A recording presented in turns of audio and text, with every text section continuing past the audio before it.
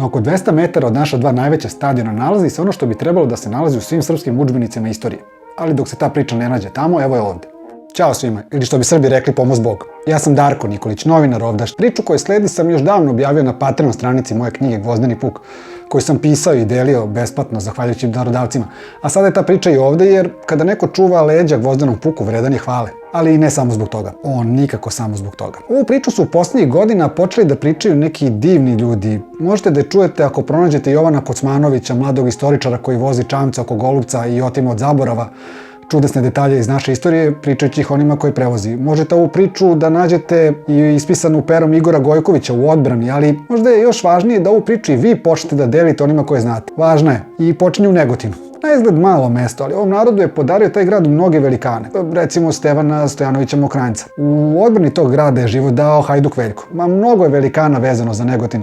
Dao je taj grad i neke sportiste koje ljudi znaju. Recimo, reprezentativni golman Predrag Rajković je tamo rođen, a deo karijere proveo na Marakani. Tu u blizini Zvezdinog stadiona, a maltene na pola puta do Partizanovog, nalazi se ulica pukovnika Bacića. Da pitate mnoge prolaznike znaju li zašto se ta ulica baš tako zove, teško da će vam reći. Živojin D. Bacić je u pomenutom Negotinu rođen 1872. A ovu priču o Živojinu Baciću, pukovniku srpske vojske, ispričat ću vam uz pomoć dvoje Francuza. Za jedan deo priče je zadužena Marcela Tiner, a za drugi Henri Barbi. O Srbiji su i Srbima pisali tokom Velikog rata i junak naše priče je njihovim perima ostao opisan tako da bismo to i mi sadašnji morali da znamo. Bacić inače završio Vojnu akademiju 1897. pa Višu školu Vojne akademije, bio je adjutant i u puku i u diviziji, a od 1908. postavljen za adjutanta kralja Petra. Adjutant kralja Petra, malo li? Kada je Srbija sa saveznicima krenula 1912. da sa Balkanu proterao osvajače iz Otomanske imperije, koji su se tu zadržali koji vek duže nego kad gosti obično svate, Živojin Bacić je bio komandant 5. prekobrojnog puka. Taj puk je bio deo srpske vojne formacije poznatije kao Ibarska vojska, koja je oslobodila Novi Pazar. Bacić u jurišima na Nemanjin ras podizao moral vojnicima jer se nalazi u prvom redu prethodnika, a na brdu Debeljak je mnoštvo platio Jovan Rujnović, posle koja zbog svega urođenog 6. aprila 1913. postao pukovnik srpske vojske. Starešina i podvođeni primećivali su da, iako nije dovoljno zalečio ranjenu nogu, tokom leta 1913. u drugom Balkanskom ratu protiv Bugara, citat, isuviše se ističe lično, u prvim borbenim redovima, prilikom opsade Vidina, ali je to ništa naspram onoga što se desilo u Prvom svetskom ratu. Taj veliki rat dočekao je kao komandant svojih Negotinaca. Bio je na čelu 13. pešadijskog puka drugog poziva. Taj puk koji mu je poveren, a 13. puk imao i naziv Hajduk Veljko, imao je prilično teške zadatke. Recimo, kada onaj čuveni Gvozdeni puk, o kome sam pisao, ako sa ostatkom svoje moravske divizije prvog poziva trpeo strašne gubitke kod Lajkovca, gde su se najteže borbe vodile na brdama Čovka i Vrače brdo, pomenuti deo druge armije morao da bude povučen, više nije mogao da izdrži užasne borbe sa nadmoćnim i brojnim neprijateljem. I upravo je Bacićev puk sa preostala dva iz Timočke divizije drugog poziva poslat da štiti Ostupnicu Moravcima koji su jedva stajali na nogama. Pohvala za vojnički rad ima raznih, od onih usmenih do odlikovanja, ali kada neko dođe da čuva leđa čuvenom Gvozdenom puku i to tako da ga zvanični list ratnog presbiroa vrhovne komande opiše rečima: da bi se moglo oceniti Bacićeva hrabrost, trebalo je tada videti koliko je neustrašivosti i prisebnosti zapovedao svom puku. Onda je to možda i najbolji uvod ono što sledi. Timočani su svoj zadatak junački obavili, ali u strašne gubitke i više nije bilo živog ili za stroj sposobnog aktivnog oficira, nijednog. Sve rezervni kadar morao da preuzme. Vraćeni su u svoju treću armiju nakon onog pomaganja drugoj armiji, ali su posle stradanja, što ranije kod Tekeriša, što tada kod Županjca, prošli kroz Novu Golgotu. Marš im se ka selu Liplje odvijao kroz, kako je Gojković napisao, polusmrznutu kaljevu vodu. Prenoćišta su bila bez ikakvog zaklona, pod vedrim nebom, iz kog biju vetar i mraz, što je, citat, ubijalo i posljednju energiju čak i kod starešina. U depešama treće armije upućeno vrhovnoj komandi u tu jesen 1914. sve se ovo navodilo, ali jedna rečenica. Jedini koji nije podlegao ovom razornom uticaju, povlačenju u neljudskim uslovima, bio je 13. puk. A onda Tito. Da, onaj Tito, Josip Broz, jer u priču sad ulazi 25. domobranska zagrebačka pješačka pukovnija. Naime, kako se tokom onog što u Srbiji zovemo prva defanzivna faza Kolubarske bitke dešavalo da su Austrugari pretili da potpuno zdrobe, izmorene, izranjavane i municijski i nekonkurentne naše pretke, naročito kada se o artiljeriji radi, postojalo je nekoliko kritičnih tačaka koje su morale da se odbrane da bi se izveo plan Živojina Mišića za čuveni protivudar. Mišićeva zamisao da se umjesto konstantnog pružanja otpora na celoj liniji fronta armije kojom je komandovao, ta armija povuče, odmori, okrepi, pa uz municiju koja se čekala svakog časa krenu protiv napad, bila je moguća samo ako se na ključnim mestima zaustave prodori Austrugara koji bi tu zamisao sprečili. A najkritičnija tačka za taj plan bila je kod Ljiga, na ušću reke Kačer. I iako je Bacićev 13. puk drugog poziva posljednji stigao u svoju treću armiju nakon što je pomagao Gvozdenom puku, iako je stigao desetkovan, odmah je upućen usiljenim maršom u selo Moravce. Tamo je stigao 28. novembra 1914. godine i to u 4 sata ujutru, po mraku, susnežici, blatu do guše. A s druge strane reke Ljig, ka njima je sukidisala 3 puna austrougarska puka, pa i onaj u kome je bio stariji vodnik Josip Broz.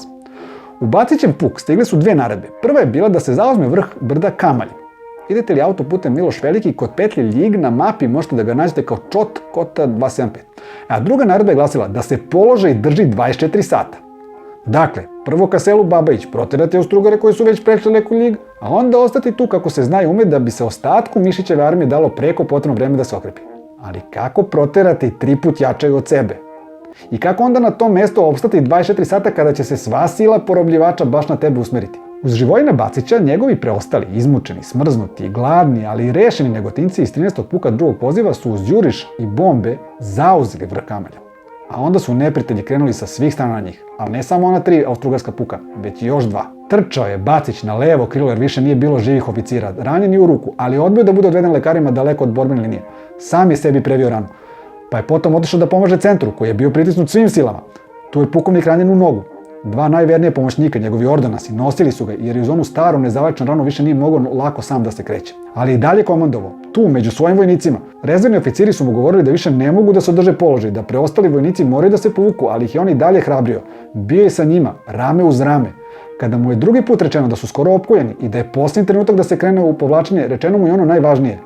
Zadatak je ispunjen. Držali su taj položaj više od 24 sata. Legenda kaže da je svojim vojnicima on tada rekao: vi ste se poneli kao heroji, pođite, ja ostajem, to je moja naredba.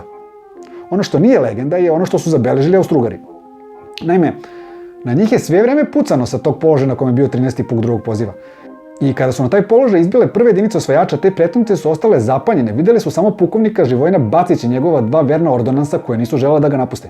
Oficir koji je komandovao austrougarskom jedinicom viknuo je srpskom pukovniku: gde je 13. pešadijski puk? 13. puk sam ja, odgovorio je smešeći se pukovnik Bacić. Predajte se, uzviknuo je onaj austrougarski oficir. Pukovnik Bacić je digao svoj revolver i rekao: nije dopušteno vređati srpskog pukovnika predlažući mu da se preda. A onda je počeo da puca na okupatora. Na njega je odgovoreno platunom i pukovnik Bacić je, kao i njegovi ordonansi, pao. Aktivni austrijski poručnik Šmelcer, koga su 2 nedelje kasnije zarobili Srbi u nezadrživom jurišu naših predaka kojim je Kolubarska bitka i rešena, otkrio je, kako to piše u obaveštenju 3324 koje je 6. decembra 3. armija uputila vrhovnoj komandi, citat, da je pukovnik Bacić opkoljen od neprijatelja pozvan da se preda, ali iako napušten od svojih vojnika, davao je otpor ispalivši sve metke revolverske, pogođene sa 2 metka u trbuhu.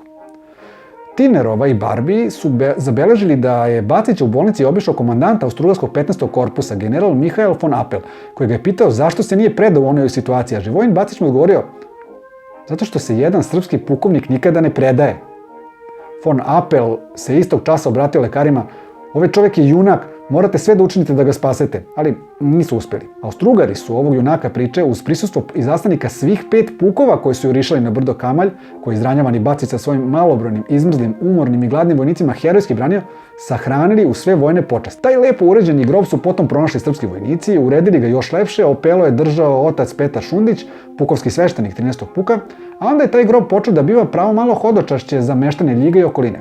I tu bi ova priča prvobitno objavljena na Patreon stranici knjige Gvozdeni puk mogla da se završi, ali nešto ipak mora da se doda. Spomen kosturnica, koja je na mestu pogibije ovog junaka počela da se gradi kako bi tu bile smeštene kosti svih srpskih vojnika koji su u okolini dali živote za slobodu, nije bila završena do izbijanja Drugog svjetskog rata. A kada se i taj rat okončao, potonji patrijarh srpski, a tada episkop Žički German, doneo odluku da se započeta građevina prosto postane hram Svetog Jovana Krstitelja. I da upamtimo mi još nešto. I to ne priču, nego stihove jedne pesme. Zapisala ih je u francuskom malom žurnalu 14. decembra 1915. Marcela Tiner, beležeći stanje srpske vojske i naroda tokom albanske Golgote. Od tog vremena, Kolubarske bitke i herojstva Živojina Bacića, srpski narod čuva sa pijetetom uspomenu na hrabrog pukovnika i možda u ovim bolnim danima decembra 1915. na crnogorskim i albanskim planinama njegov narod još uvek peva one stihove: neki Austrijanaca hiljade i hiljade, pukovniče Baciću, ti si sam, ali ti si Srbija. Nije pukovnik više sam. Ovog časa smo se svi dogovorili da više nije sam.